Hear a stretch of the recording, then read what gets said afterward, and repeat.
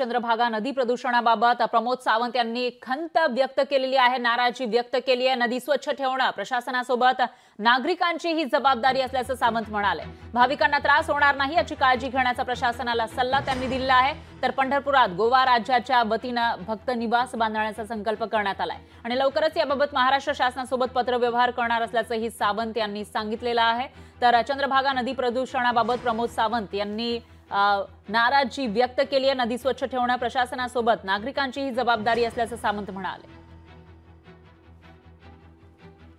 पांडुरंग विठ्ठलाकडे म्हणजे पूर्ण आपण जसं म्हणतोय सुख समृद्धी या संपूर्ण भारत देशातील लोकांसाठी आरोग्य द्याई हेच मागितलं आणि आज गुरुपौर्णिमा त्यानिमित्तानं मी म्हणतोय की मी भाग्यवान आहे। गुरुपौर्णिमेच्या दिवशी श्री विठ्ठल रखुमाईंचं दर्शन या ठिकाणी येऊन घेण्याचा योग आणि मान मला मिळाला।